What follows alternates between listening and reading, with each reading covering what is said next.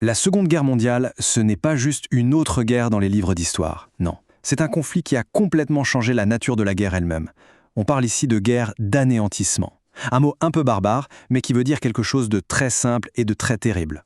Le but, ce n'est plus seulement de gagner, c'est de faire disparaître l'adversaire. Allez, on plonge ensemble pour comprendre ce qui rend ce conflit si particulier et si tragique.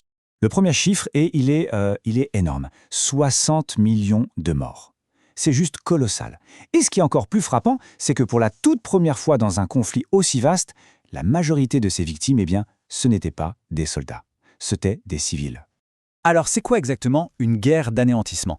En fait, la définition est glaciale. Il s'agit d'une guerre où l'objectif, c'est de détruire l'ennemi, de l'effacer, de l'éradiquer complètement par tous les moyens possibles. On ne fait plus de distinction entre les militaires et les civils. La victoire ne suffit pas, il faut anéantir. Pour bien comprendre, il faut se rappeler qui se battait. Le monde était vraiment coupé en deux. D'un côté, on avait les puissances de l'Axe, avec en tête l'Allemagne nazie, l'Italie fasciste et le Japon impérial. Et de l'autre, les Alliés, une grande coalition qui a fini par rassembler le Royaume-Uni, l'Union soviétique et les États-Unis. Ce conflit, c'était aussi une guerre totale, c'est-à-dire qu'elle a mobilisé absolument toutes les ressources des pays. Les combats avaient lieu partout, en Europe, en Afrique, en Asie. Les usines ne fabriquaient plus que des armes, tout le monde était mobilisé, même dans les colonies. Mais le point le plus important, c'est que c'était une guerre idéologique. Il ne s'agissait pas seulement de démocratie contre des dictatures. Pour les nazis, le but était de conquérir un espace vital, ce qu'ils appelaient le Lebensraum, et de bâtir un empire basé sur une idéologie raciste. Et c'est cette idéologie qui a tout justifié. Non seulement la guerre, mais l'extermination de peuples entiers. Pour vraiment saisir ce que signifie cette violence extrême, il n'y a pas de meilleur exemple que la bataille de Stalingrad. C'est l'incarnation de la guerre d'anéantissement sur un champ de bataille. On est entre 1942 et 1943. Stalingrad, c'est plus qu'un simple objectif militaire. La ville porte le nom de Staline, donc pour Hitler, la prendre est un symbole. Ça devient l'affrontement personnel et mortel entre deux idéologies, le nazisme et le communisme. Et l'échelle de la bataille, c'est juste hallucinant. On parle de plus d'1,8 million combattants, allemands et soviétiques, jetés dans cette véritable fournaise. Le résultat, c'est une boucherie. Une boucherie quasi totale. 1,5 million de soldats tués ou blessés, des deux côtés. La mort était partout, à chaque coin de rue, dans chaque immeuble en ruine. Et bien sûr, la violence n'a pas épargné les civils. Staline avait refusé d'évacuer la ville. Résultat, 100 000 civils sont morts, pris au piège des combats. La distinction entre le front et l'arrière, elle n'existait tout simplement plus. Et pour les soldats, la pression idéologique était absolue. L'ordre numéro 227 de Staline était d'une clarté terrifiante. Pas un pas en arrière. Reculer, c'était être fusillé. Les soldats étaient coincés entre les balles ennemies devant et les balles de leur propre camp derrière. Mais cette logique d'anéantissement, elle a atteint son point culminant bien au-delà des champs de bataille. On entre là dans l'organisation méthodique d'un génocide, un crime sans précédent dans l'histoire de l'humanité. Le processus était d'une froideur méthodique. Ça a commencé par regrouper les Juifs dans des ghettos pour les isoler. Puis, avec l'invasion de l'URSS, ce sont les Einsatzgruppen, des unités mobiles de tuerie, qui fusillaient en masse. Et enfin, l'étape ultime, l'industrialisation de la mort, avec la solution finale, décidée en 1942, qui a mené à la construction des camps d'extermination. Cette volonté d'éradiquer des peuples entiers se traduit par des chiffres qui donnent le vertige. Près de 6 millions de Juifs assassinés de manière systématique, plus de 220 000 tziganes qui ont connu le même sort.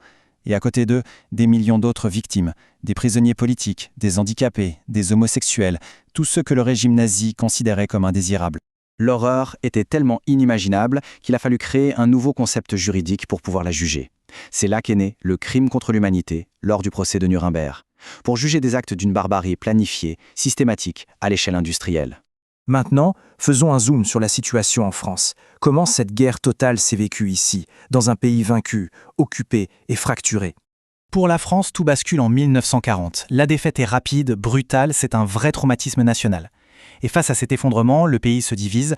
D'un côté, le maréchal Pétain qui met en place le régime de Vichy et qui choisit de collaborer avec l'Allemagne. Et de l'autre, depuis Londres, la voix quasi seule du général de Gaulle qui appelle à continuer le combat et qui jette les bases de la résistance. On a donc deux France qui s'affrontent, avec des valeurs totalement opposées. D'un côté, Vichy, un État autoritaire, réactionnaire, qui met en place une politique antisémite et qui collabore activement avec l'occupant, notamment livrant des Juifs. Et de l'autre côté, la Résistance, qui va s'unifier dans le Conseil national de la Résistance. Son but, rétablir la République et préparer un avenir bien différent, avec un programme de réforme sociale et démocratique hyper ambitieux. Et ça, c'est un point essentiel. La résistance ne se battait pas seulement pour libérer le territoire, elle portait un vrai projet pour l'après-guerre, un projet de refondation de la République. C'est de ce projet que sont nées des avancées sociales majeures qui existent encore aujourd'hui.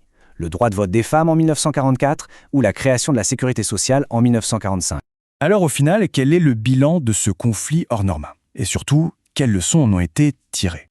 Le bilan est écrasant, des pertes humaines et des destructions matérielles comme jamais auparavant. Un choc moral terrible quand le monde découvre l'horreur des camps d'extermination. Mais de ces ruines est aussi née l'envie de construire autre chose. C'est la naissance de l'ONU pour essayer de préserver la paix. Et c'est la mise en place d'une justice internationale, avec le procès de Nuremberg, pour que de tels crimes ne restent plus jamais impunis. Et tout ça, ça nous laisse avec une question fondamentale. C'est la question que le monde entier s'est posée en 1945 et qui est toujours d'actualité. Après avoir vu le pire dont l'humanité est capable, comment fait-on pour reconstruire? Comment bâtir un monde qui serait, cette fois, vraiment fondé sur le respect des droits de tous?